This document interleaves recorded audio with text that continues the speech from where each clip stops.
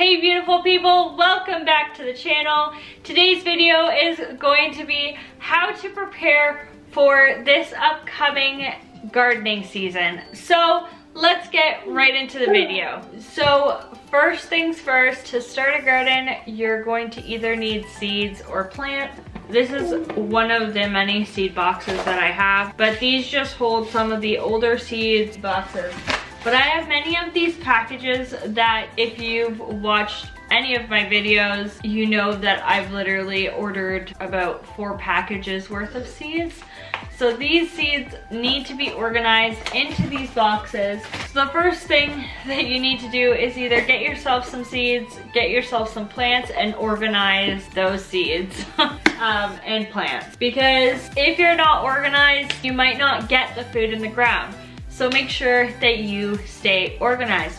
I definitely recommend this storage box organizer. It organizes all your seeds and you can organize them by type. So I think that's absolutely perfect. Definitely check it out if you have a lot of seeds like me. Next is I recommend planning the layout of your garden. I like to draw out how I am going to organize my garden this year. So from everything from on the archways to what goes in the beds to what's gonna go in my green stock. Take a piece of paper and draw out what you're going to put in your bed. You wanna be able to organize it so that you can succession sow, so that you can get the most out of your garden this gardening season. If you made it this far into the video, make sure to put a tomato emoji down in the comments below, and make sure you stick around to the end of this video because I'm gonna share one of my best preparing tips at the end of this video, so make sure to stick around. Next, you're gonna wanna make sure after you lay out your garden and you have your seeds organized, you wanna know when the last frost date for your city, province. Everywhere is different. Canada has many different zones, so make sure that you check out which zone you are in. But yes, you're going to want to find out your frost date, and then you're gonna want to count backward to how many weeks until then, because you're gonna want enough time to start your tomatoes, your peppers, and anything else that you're putting in your garden this season. For example, tomatoes and peppers need about 6 to 8 weeks to be before they are transplanted out into the garden. So that is approximately a month and a half to 2 months. So you just have to plan ahead and make sure that if your last frost date, like for here in Hamilton, Ontario, it is May 1st to May 10th is the last frost date. So make sure that you know when you are going to start planting out your fruits and veg. Next is you're going to want to start whatever you are starting this season. So make sure that you take your seeds. So for example, I have some tomato seeds here and they take 6 to 10 weeks. It recommends you to start these tomato seeds, the Kellogg's breakfast, 6 to 10 weeks before the last frost, and that would be for me right around now.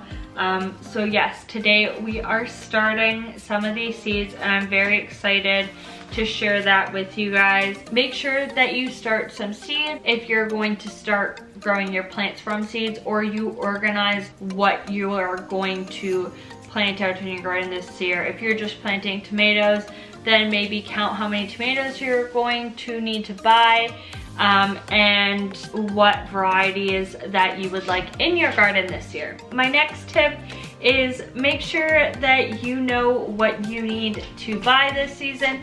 If you need to buy compost, if you need to buy fertilizer, if you need to buy soil, potting mix, make sure that you know what you're buying, where you're buying it from, and try to get a good deal because soil can be very expensive. And lastly, make sure you know how big your beds are and that you are not shoving in too many plants into too small of a space. I love to know how many plants I am going to be planting in my garden this year.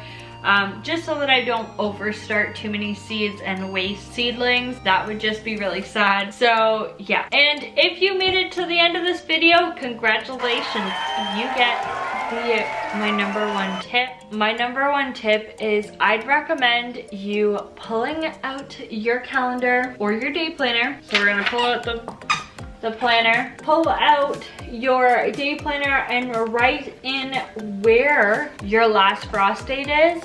Make sure that you're checking the forecast for at least 2 weeks ahead of time to make sure that you're not gonna run into a freeze and damage your plants, because that would just be absolutely disastrous. That would be absolutely heartbreaking, because if you put all this work into raising your seedlings and then the frost kills them, that would be such a shame. So yeah, just make sure that you plan, use a calendar, use Google Docs, use like your whiteboard.